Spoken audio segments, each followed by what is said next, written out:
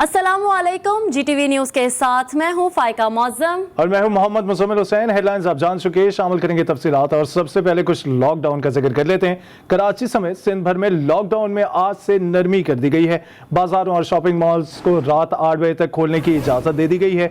शादी ब्याह की तकरीबात खुले मुकामात पर हो सकेंगे। सिंध में स्कूल 19 अगस्त तक बंद रखने का ऐलान किया गया है। इंटर के रह जाने वाले पर्चे 10 अगस्त से शुरू होंगे।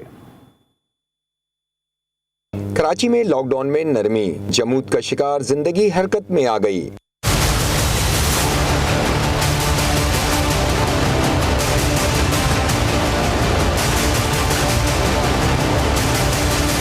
शहर भर में दुकानें और कारोबारी मराकज एक बार फिर खुल गए। सड़कों पर पब्लिक ट्रांसपोर्ट भी रवां दवा है। होटलों में आउटडोर डाइनिंग की इजाजत मिलने के बाद खाने पीने की सरगर्मियां भी बहाल हो गईं। लॉकडाउन में नरमी पर दुकानदारों ने इत्मीनान का इजहार किया। 10 दिन के बाद मार्केट खुली है हमारी, तो लाजमी बात है कारोबारी करेंगे और रश बहुत है। मार्केट छुट्टी होनी नहीं, लॉकडाउन मेरे कहने का होना नहीं चाहिए। लॉकडाउन इस तरह तो बोले 2 घंटे टाइम स्टॉप कर देवे, वो अच्छा है। महकमा दाखिला सिंध ने रात 8 बजे तक कारोबार की इजाजत दे दी, मगर जुमा और इतवार सेफ डे के तौर पर मनाया जाएगा। इंडोर डाइनिंग पर भी पाबंदी आयद होगी। खुले मकामात पर शादी की तकरीबात रात 10 बजे तक की इजाजत दी गई है। महकमा दाखिला सिंध की जानिब से जारी करदा हुक्मनामा 31 अगस्त तक नाफिज रहेगा। रिजवान खान, जी न्यूज, कराची। कराची में लॉकडाउन में नरमी कर दी गई है। छोटे और बड़े बाजार खोल दिए गए हैं। पब्लिक ट्रांसपोर्ट भी बहाल हो गई है, लेकिन शहरियों को हद से ज्यादा एहतियात करने की जरूरत है, क्योंकि कोरोना वायरस का खतरा अभी टला नहीं है। कोरोना केसेस की शरह अब तक 20% से नीचे नहीं आई। तफसीलन बात कर लेते हैं। हमारे नुमाइंदे रिजवान खान इस वक्त मौजूद हैं कराची के किसी बाजार में। रिजवान, आपसे जानना चाहेंगे आप कौन से बाजार में मौजूद है, कारोबारी सरगर्मियों के हवाले से क्या अपडेट्स हैं, और आपसे ये भी जानना चाहेंगे चूंकि अभी भी सिंध हुकूमत ने ये खबरदार किया है कि दोबारा भी पाबंदियां लग सकती हैं, तो क्या शहरी SOPs का ख्याल कर रहे हैं? जी बिल्कुल, देखिए आज पहला रोज है और कराची की तमाम छोटी बड़ी मार्केटें जो है वो मुकम्मल तौर पर खुली हुई हैं, क्योंकि कई रोज बाद सिंध हुकूमत की जानिब से मार्केटें खोलने की इजाज़त दी गई है। शहर की तमाम मार्केटों में लोग शहरी जो है वो भी बड़ी तादाद में आना शुरू हो गए हैं। जैसे ही मार्केट खुली है, लोगों की बड़ी तादाद जो है उन्होंने मार्केटों का रुख किया है। यहाँ पर अगर बात की जाए तो SOPs की अगर बात की जाए तो SOPs पर उस तरीके से अमल दरामद नहीं किया जा रहा जिस तरीके से हुकूमत कह रही है और आवाम को करना चाहिए। आज भी देखा यह जा रहा है बड़ी तादाद में दुकानदार जो है वो बगैर मास्क के बैठे हुए हैं। इसी तरह लोग जो है शहरी जो है वो भी मार्केटों का रुख तो कर रहे हैं, लेकिन वो बगैर मास्क के दिखाई दे रहे हैं। कोई सोशल डिस्टेंस का ख्याल नहीं रखा जा रहा है। मार्केटें खुल गई हैं, दुकानदार खुश हैं, मार्केटों में रश है, खास तौर पे क्योंकि 14 अगस्त की खरीदारी में हर शख्स जो है वो मसरूफ दिखाई दे रहा है। कई रोज से जो मार्केटें बंद थी, अब 14 अगस्त करीब है, चंद रोज रह गए हैं, तो बड़ी तादाद में लोगों ने मार्केटों का रुख किया है। कोई आम शॉपिंग कर रहा है तो कोई जो 14 अगस्त है उसकी खरीदारी में मसरूफ है। लेकिन यहाँ पर मार्केटों में उस तरीके से SOPs का बिल्कुल ख्याल नहीं किया जा रहा है जिस तरीके से हुकूमत की जानिब से कहा जा रहा था कि ख्याल किया जाए। यकीनन एक सवालिया निशान है कि इसी वजह से दुकानें जो है, मार्केटें जो है बंद की गई थी कि लोग जो है SOPs पर अमल दरामद नहीं कर रहे थे। और कई रोज बाद आज मार्केटें तो खुल गई हैं, लेकिन मुकम्मल तौर पर SOPs पर अमल दरामद जो है वो होता हुआ नहीं दिखाई दे रहा है। जी, SOPs पर अमल दरामद होता हुआ दिखाई नहीं दे रहा। रिजवान खान बाजार की सूरत हाल से आगाह कर रहे थे, शुक्रिया आपका। वज़ीर आला सिंध मुराद अली शाह कहते हैं सिंध में लॉकडाउन के बायस कोविड केसेस में कमी आई है। सिंध में जब लॉकडाउन लगाया तो कोविड 13% था, आज कोविड की शरह 9.4% है। मुत्तहिदा अरब अमीरात के सफ़ीर हमाद उबैदुल ज़ाबी से मुलाकात में वज़ीर आला सिंध का कहना था कि मुत्तहिदा अरब अमीरात के सरमायाकार मुख्तलिफ शोबों में सरमायाकारी करना चाहते हैं। वज़ीर आला सिंध ने सरमायाकारों को हर तरह की सहूलत देने की यकीन दहानी कराई। कराची में कोरोना के मस्बत केसेस की शरह में इजाफा देखा जा रहा है। गुज़िश्ता 24 घंटों में मस्बत केसेस की शरह 21.4% रिकॉर्ड की गई है। एक रोज़ पहले यही शरह 20.88% थी। महकमा सेहत के मुताबिक सिंध में एक रोज़ में 1655 नए मरीज सामने आने के बाद मजमूई तादाद 47,752 हो गई है। एक ही रोज़ में सूबे में 26 मरीज इंतकाल कर गए। जाम बहक अफराद में से 22 का ताल्लुक कराची से है। बात करें अगर पंजाब की, तो पंजाब के मुख्तलिफ शहरों में आज से कोरोना के बायस पाबंदियों में तब्दीली की गई है। तरमीम शुदा नोटिफिकेशन का इतलाक लाहौर, रावलपिंडी, मुल्तान और फैसलाबाद के मखसूस इलाकों में होगा। नोटिफिकेशन के मुताबिक आज से 31 अगस्त तक इंडोर शादी की तकरीबात पर पाबंदी आयद कर दी गई है, जबकि आउटडोर शादी की तकरीबात में सिर्फ 300 अफराद शिरकत कर सकेंगे। नए अहकामात के मुताबिक तकरीबात रात 10 बजे तक ख़त्म करना होगी, जबकि दीगर इंडोर तकरीबात पर पाबंदी होगी।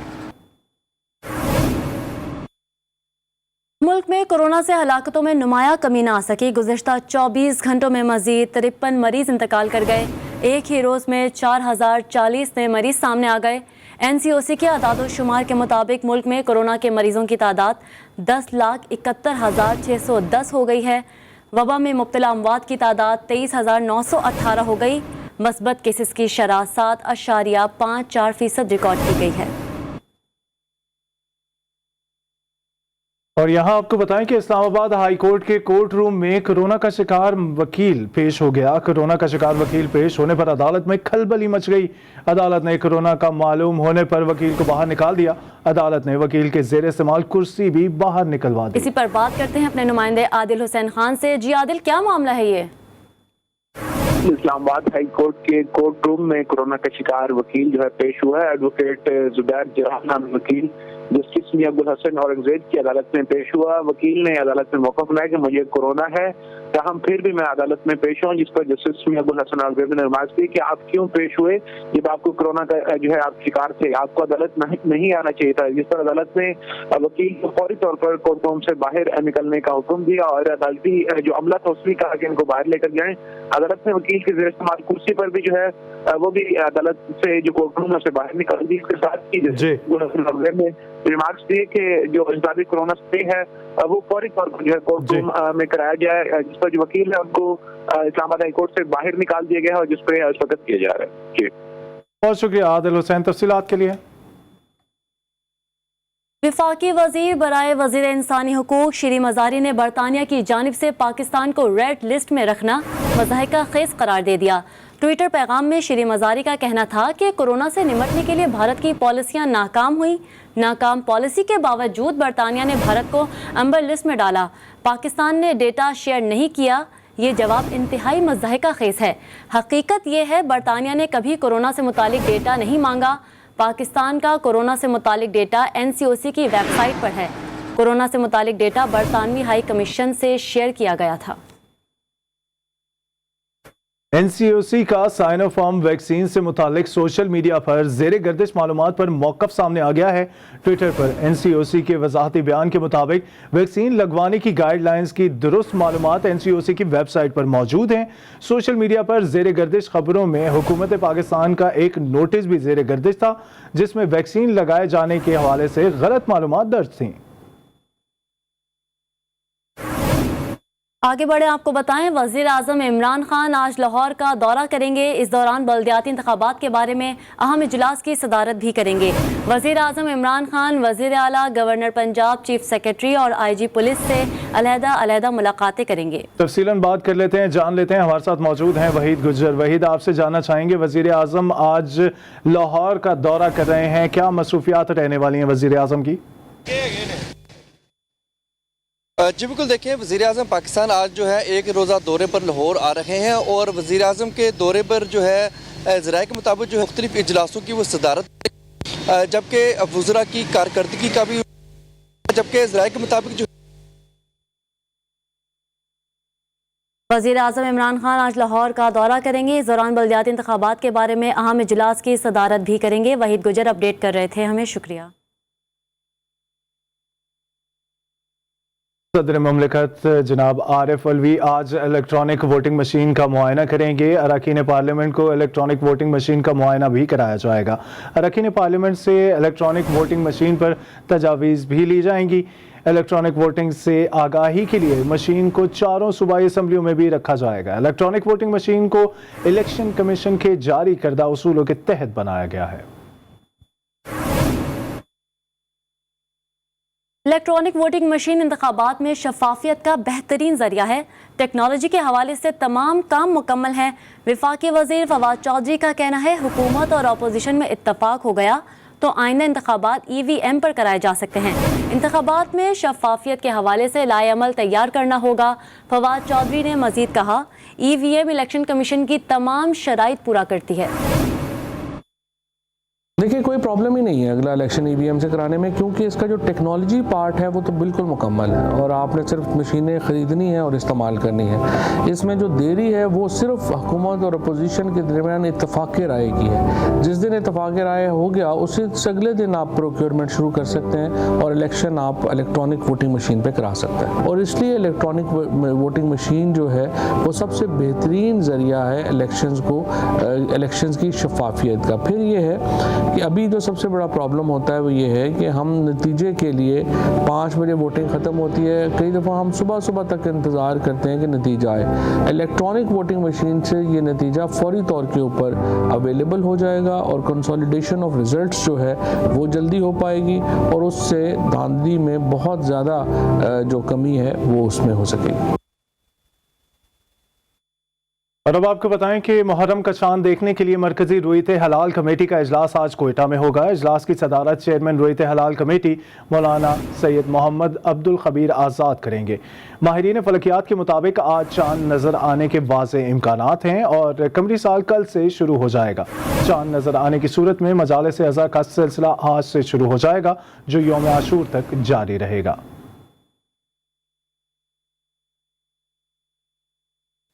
ब्रेक के बाद आपको बताएं कोयटा में गुज़िश्ता रोज़ या के बाद दीगरे होने वाले 2 धमाकों के मुकदमात काउंटर टेररिज्म डिपार्टमेंट ने दर्ज कर लिए। मुकदमात में कत्ल, इक़दाम कत्ल और दहशतगर्दी की दफात शामिल हैं। कोयटा से बुशरा कमर की रिपोर्ट देखिए।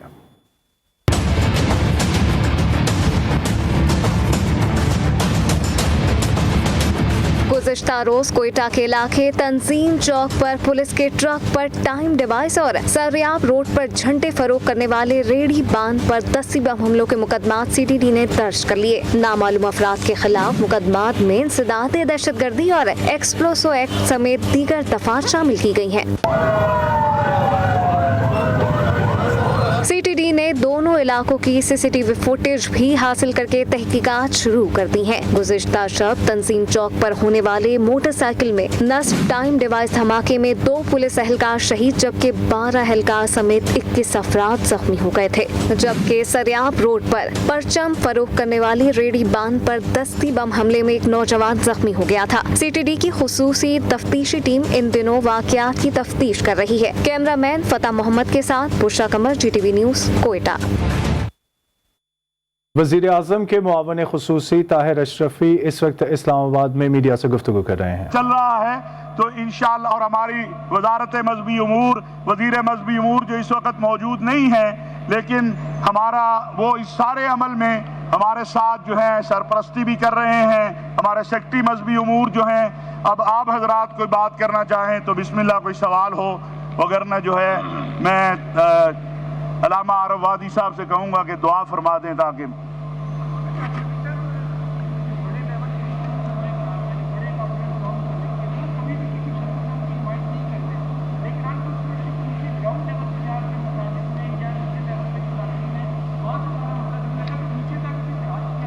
इसीलिए हम ग्रास रूट लेवल पर ये कमेटियां हमने कायम की हैं, तहसील, डिवीजन, जिला और यूनियन काउंसिल तक।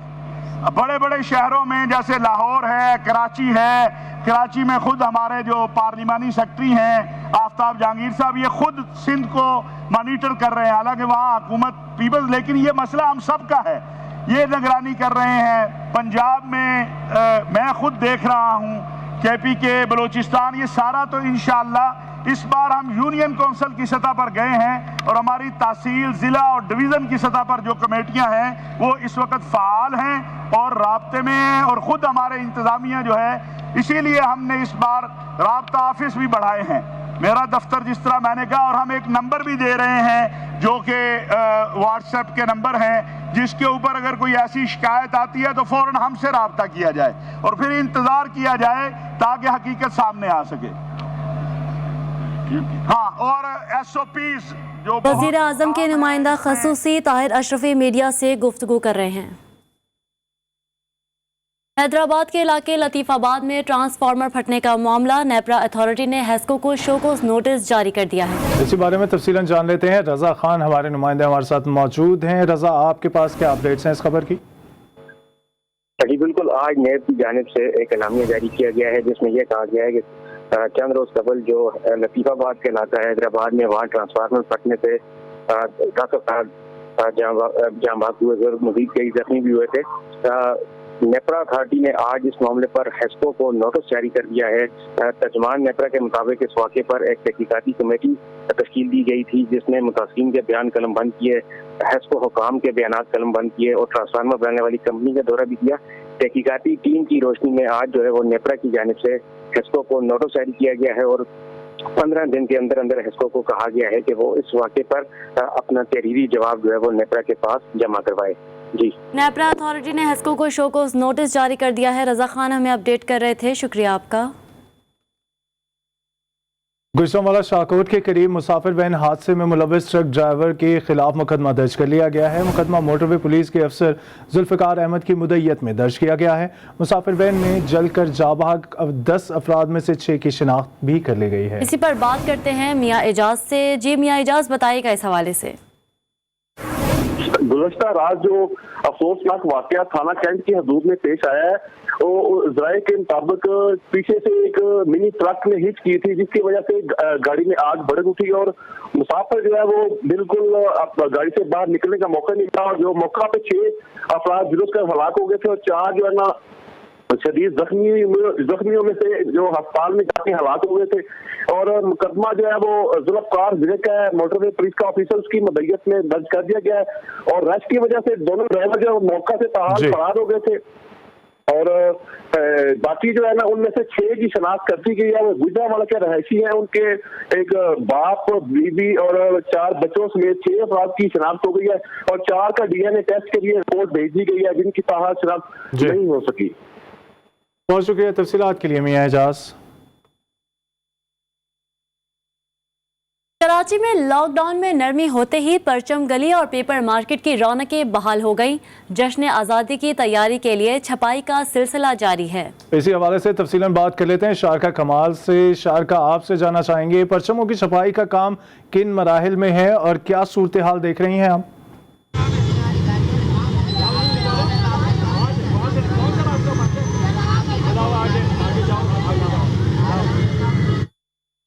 कराची में लॉकडाउन में नरमी होते ही परचम गली और पेपर मार्केट की रौनकें बहाल हो गई हैं। जश्न आज़ादी की तैयारी के लिए छपाई का सिलसिला जारी है। आपको अपडेट कर रहे हैं कि कराची में लॉकडाउन में नरमी होते ही परचम गली और पेपर मार्केट की रौनकें बहाल हो गई हैं। शारिका, बताइएगा क्या सूरत हाल देख रही हैं परचम गली और पेपर मार्केट की?